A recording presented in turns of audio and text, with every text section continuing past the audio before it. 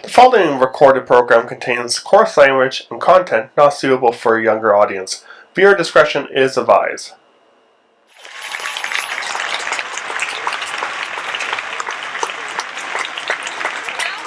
We have the same struggles, and what I'm committed to is changing is the relationship between Black people and Indigenous people. Because we need to work together. This is about being together to fight for change. And the only way we can do it is together. So hold me out and welcome to our territory.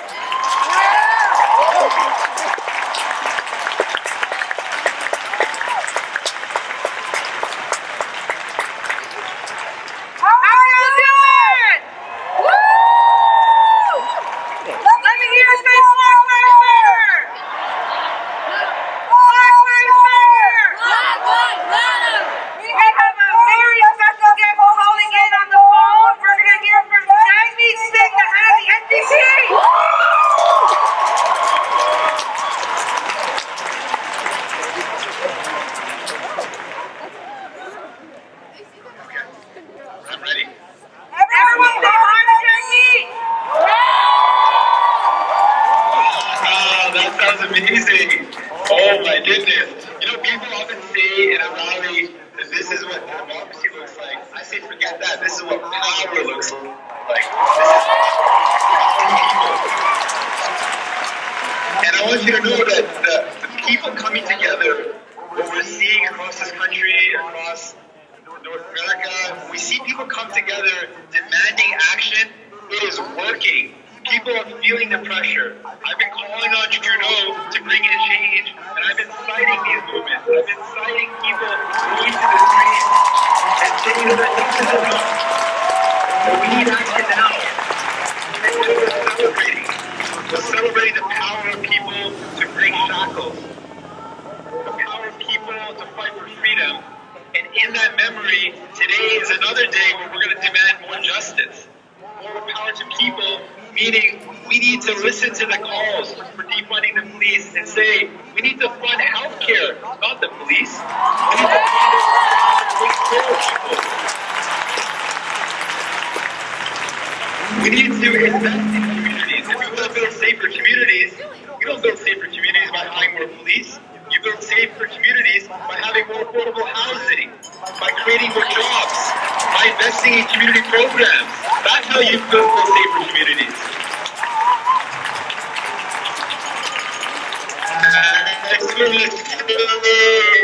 I wish I could be the noise from the crowd, and I'm getting goosebumps hearing you all. I'm getting goosebumps thinking of how many people have come out together to let the world know that enough is enough.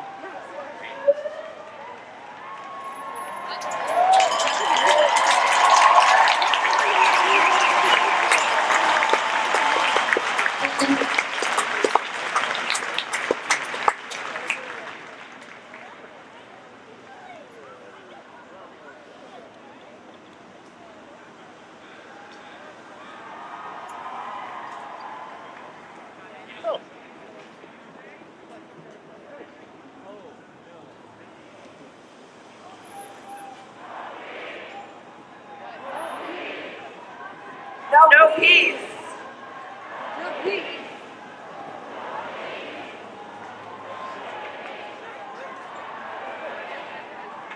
Hi, my name is Shawnee. You guys look amazing. Happy Juneteenth, first of all. Happy Juneteenth to all our fallen Black men, women, and children. I'm here today on the strength of their souls.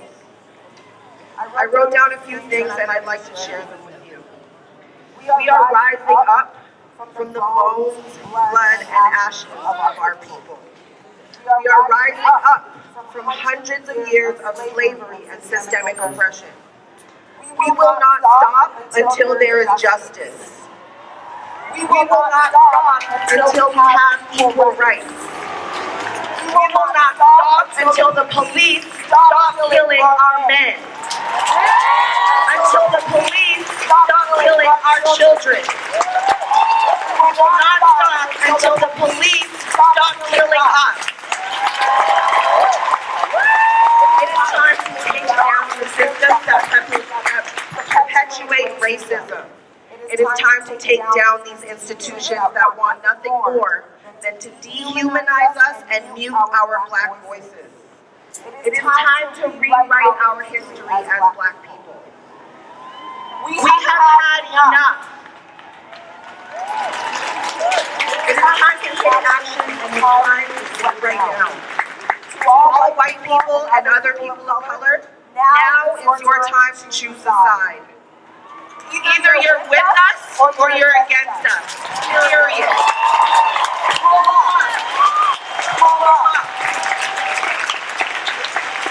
It is going to get a lot more worse before it gets any better. They are hanging our people from trees. I don't know if you heard me. They are hanging our people from trees. Shame! Are you still watching Black Lives Matter? You better click continue watching because this is just the beginning.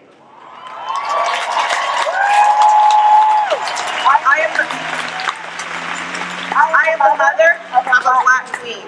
I am here today for her. I am here today for every Black mother who is tired of our children and men becoming hashtags. We are tired of watching our children being executed on TV. We are tired of watching our children and men being murdered by the police. Enough is enough. Defund the police.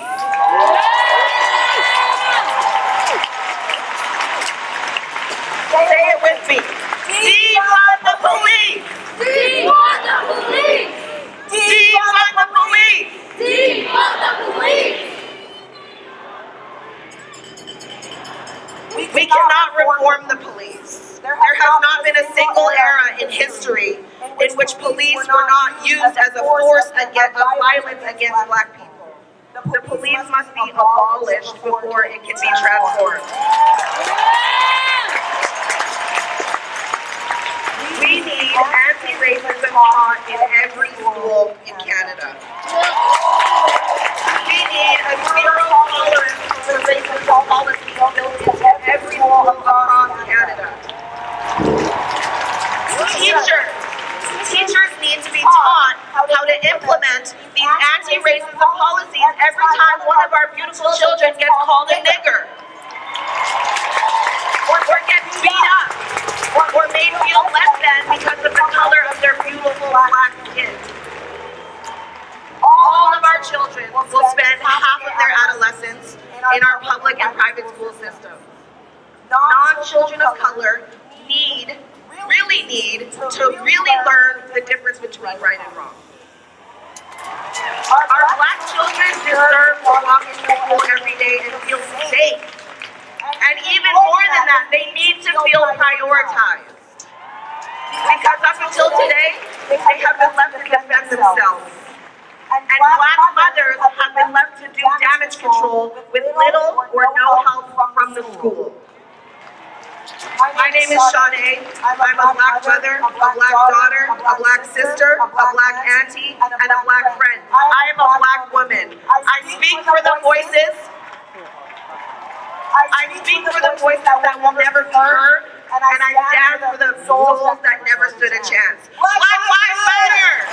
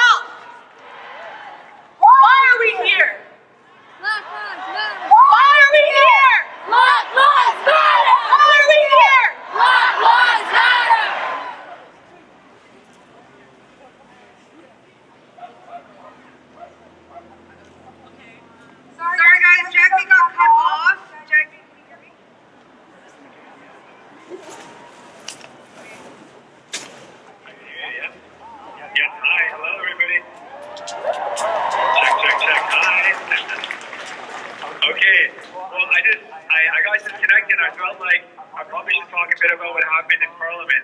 And folks may be wondering if after media Vancity, it's been a couple of days since it happened that I got expelled from Parliament, if I would be willing to apologize. And I want you all to know that I do not apologize for calling out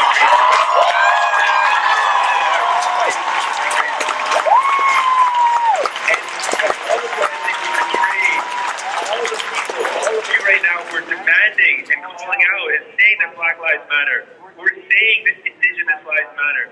It would be a betrayal for everyone who said thank you for not backing down to change and end systemic racism. So I'm not going to stop fighting for you. And I believe we have a moment right now where we can actually make this happen. I believe we can push this Liberal government to end systemic racism at the RCMP. We can review the budget and spend money on healthcare, not on policing. We can actually do something right now that will save lives. It'll save the lives of Indigenous people. It'll save the lives of Black people. It'll save the lives of racialized people. And I'm here for it. Thank you so much for letting me be a part of this. Thank you so much.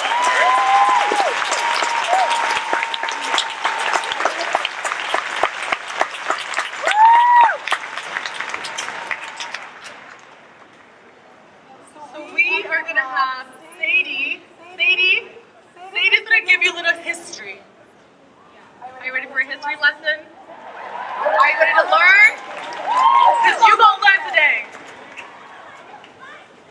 Hi, Vancouver.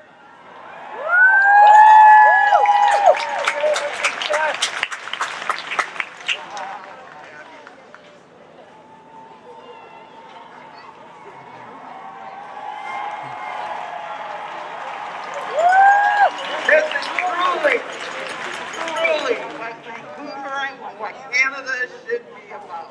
All of us together demanding that everyone is treated well. I took on so I think I should get to it. I think this is the first time that I've seen this many people out of a Juneteenth event. And it just makes my heart sing.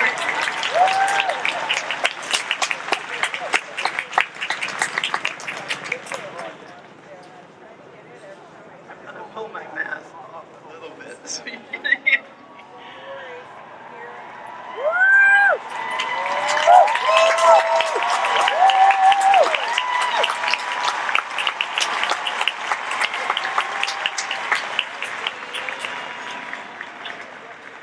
I was going to do a little history lesson about Juneteenth, the fact of how it started.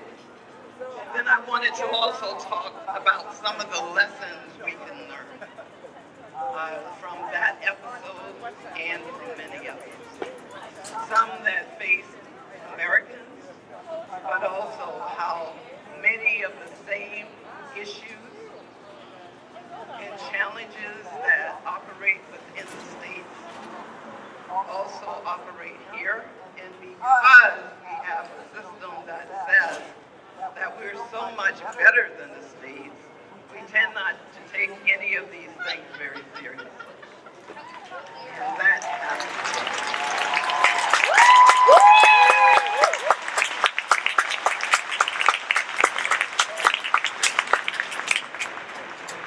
So Juneteenth came out of actually Texas, believe it or not. And its connection to Texas is that it was the last place that the Emancipation Proclamation, that the evidence of that was taken to the people in Texas, and particularly to slaves, more than 250,000 folks, to let them know that 2 years before that they had been freed by the Emancipation Proclamation signed by Abraham Lincoln. Of course, he got killed in the meantime, which was pretty awful. But that's a little of the history, right? That he threatened the wealth and the status of some people, and they decided that because of that, not because he was a great person in terms of wanting to free slaves, but he thought that slavery would actually destroy the U.S. and that it was important to actually free people who were enslaved in the States. Some people have been asking, how does Juneteenth tie into Oklahoma? Given that the U.S., that the guy who's running the U.S. right now had planned to go to Oklahoma and speak today with rather racist tendencies and slogans and other things. And the reason he was doing that was because his intent was to rile up who he thought would be for his people, as he put it.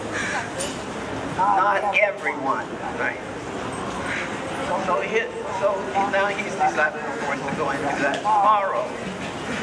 But some of you know that Tulsa was one of those cities that after Reconstruction in 1921, that black people and other folk, indigenous people and others, were doing quite well in Tulsa.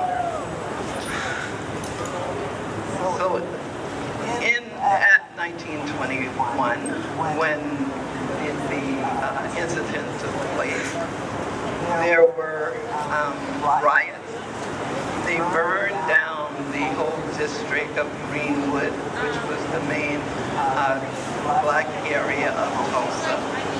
They burned the churches, the schools, all of the businesses were ransacked and looted, and at least 300 people were killed. Women, children, and men were killed in that city. Again, one of the examples of that, which is still with us today, is not one of those people who took part in those events ever met justice. They never were arrested. They were never told that they did something wrong and that there had to be some form of recompense. The state also did not provide any kind of support for the black community and support them to become whole again. It seems to me that those are the kinds of things that all of you are here for, to say those kinds of actions should not be condoned and supported, and that we cannot tolerate having anyone any longer being treated like second and third class citizens, because we are all here together and deserve the same rights and privileges.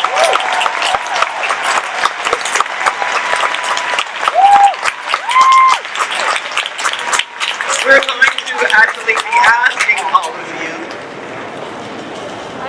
to continue to be engaged in whatever way that you can, because again, Canada is not without its own challenges, and some of those challenges are, we certainly know about Hogan's Alley, which was a vibrant community that was destroyed to make way for freeway by the house, but the community was destroyed.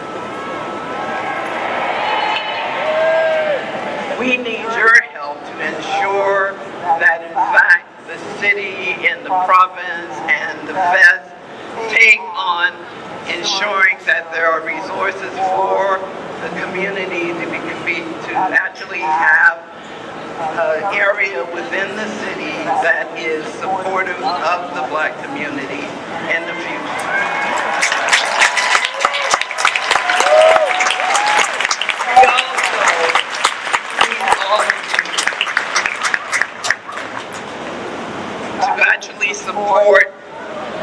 the commitment to including Black and other histories in our educational system. So we know more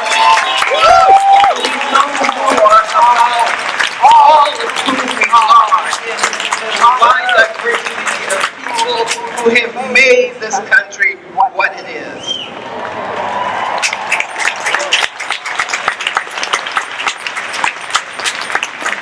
We also need to demand that the PSB and other districts hire more teachers from diverse backgrounds.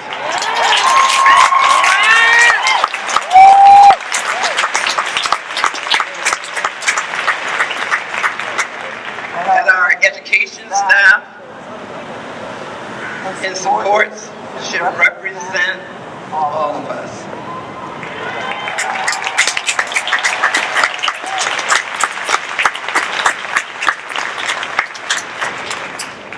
Policing. The challenge is that, we can be very clear that we all understand that there are police that understand their role as protectors and guardians of all of us, and not people that should be exerting violence against particular groups of people. But we also know that we put a tremendous amount of resources into policing, and in many cases, it is providing folks resources who do not know how to deal with particular situations, people with mental issues, health, and other challenges do not need the police. They need other people. Another expectation, and not only an expectation, a demand that we get it.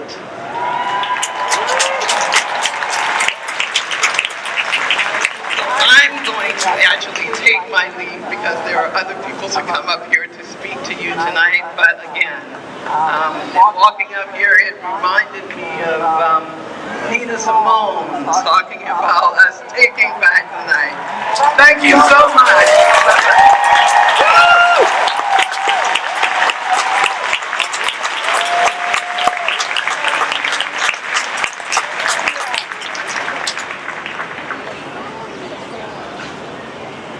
Vancouver, Wisconsin! I'd like to welcome the lovely Vanessa.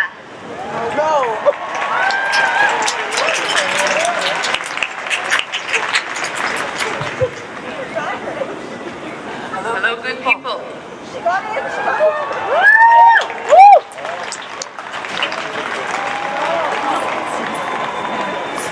Let's take a breath.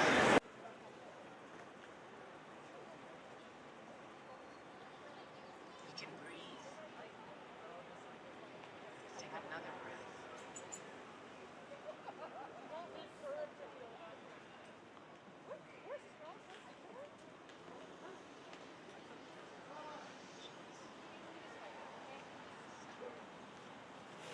My name is Vanessa Richards.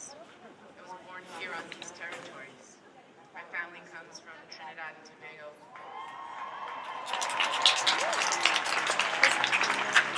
And what about the Austro-Hungarians? Are you in the house today?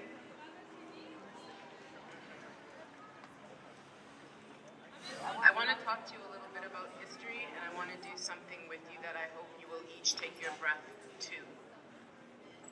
114 years and 6 days ago, on June 13th, 1886, smoke filled the air. The people could not breathe. White and Chinese settlers plunged into Burrard Inlet looking for breath. Squamish canoes came to rescue these settlers, the first ones in the newly minted city of Vancouver. They came in their canoes from the new reservation, where they'd been kept displaced to the reservation in North Van. They did this despite the displacement and the harm done to them. They then, as now, valued their own humanity enough to not allow another human to perish.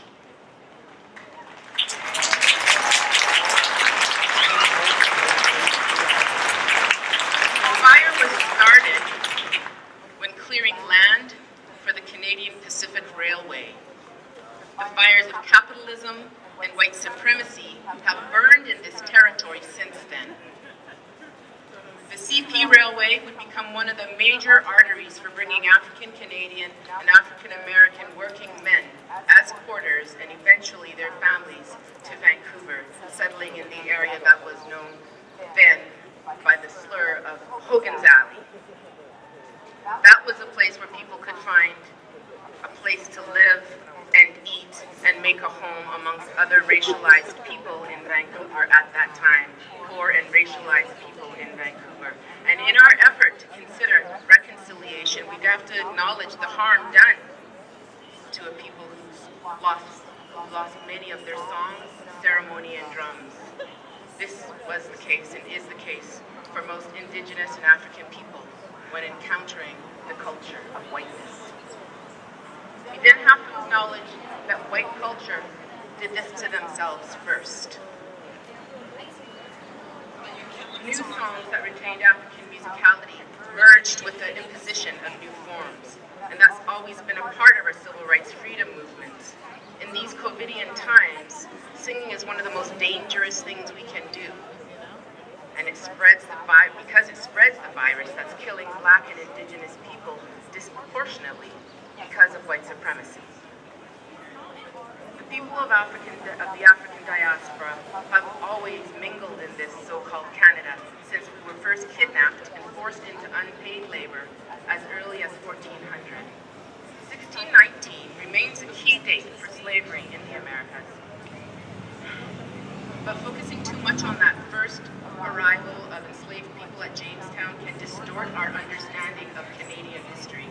It does so by failing to understand that the development of slavery was a gradual process, and the colony of New France in what is now called Canada was founded in the early 1600s, and it was the first major settlement in what is now Canada. Slavery was a common practice in the territory, and when New France was conquered by the British in 1759, records reveal that approximately 3,600 enslaved people had lived in that settlement since its beginning. The vast majority of them were Indigenous, then often called Panis, and Black enslaved people because of the transatlantic slave trade. The abolition of slavery allowed the British colonies in North America to become a safe haven for enslaved people in the United States, with many making their way north via the famous Underground Railroad. And the story of the Canadian Underground Railroad is a positive moment in our history, worthy of commemoration. However, we must recall that for more than 200 years, slavery happened here too. So,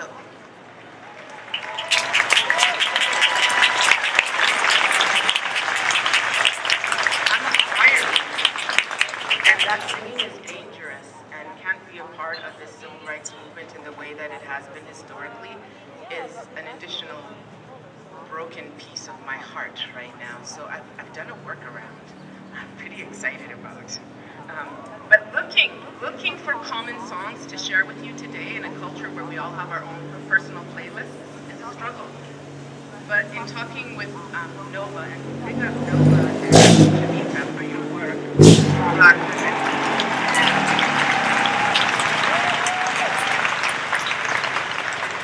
She said one of the folk songs or songs commonly known would be Amazing Grace, and I thought, that's an interesting choice. And it's interesting because to encapsulate this history of today, I've already heard about Juneteenth, so I'm not going to say that. So what?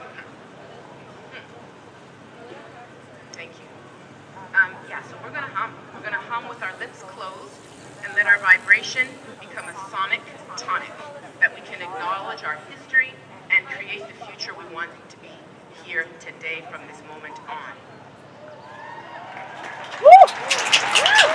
Amazing Grace, though commonly sung in Black communities, especially at funerals, was written by John Newton. He was a slave ship captain and owner. Even after he became a pastor, he continued for 40 years to invest in the enslaving industry. Eventually, he became an abolitionist. Good for him. So this is a moment of transformation. Everybody take note. It can happen. You can be like literally profiteering off of black bodies and have a turnaround and help to dismantle the white supremacy that made you a rich man.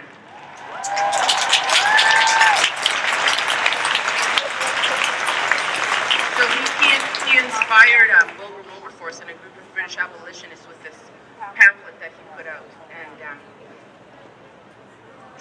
this blazing pamphlet was called Thoughts Upon the Slave Trade. And this described the horrific conditions on slave ships. And Newton apologized for making a public statement so that for so many years participating in the trade, it was his shame. And he said, and I quote, "It will always be a subject of humiliating reflection to me that I was once an active instrument in a business at which my heart now shudders." So we're going to hum that song. We're going to follow it up with a little black magic from Bob Marley, because in 1980, he released his album Uprising. And the single from that was I Shot the Sheriff.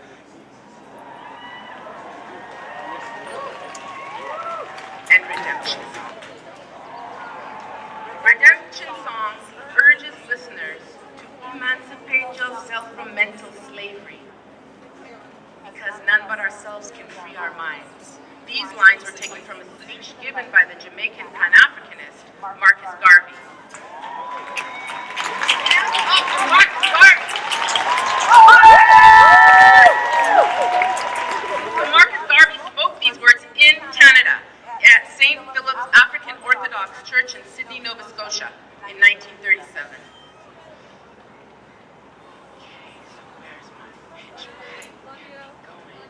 So we're taking a breath in. We're going to hum and breathe with our lips closed, making a big sound so they can hear us all across the world. I don't think anybody's been humming yet at any of these rallies, so this could be like an international verse. So show me what you got, man.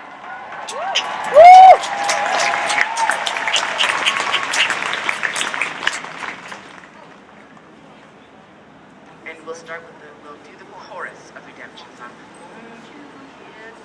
That part, okay?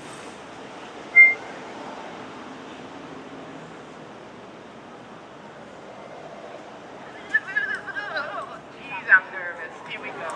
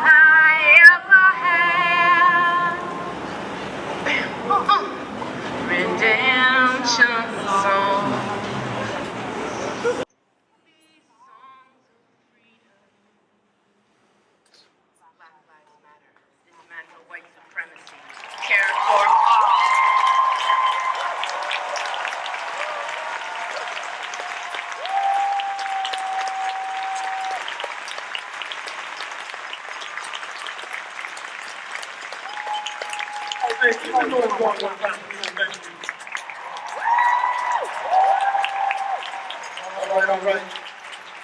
My name is Providence. It's beautiful seeing so many beautiful people out here for a good cause. We're celebrating Black Lives Matter today, but we're also celebrating Juneteenth. That's also the reason why we got DJ Icy Touch about to drop some music for you guys. Vibe, dance with your people, let's have a good time.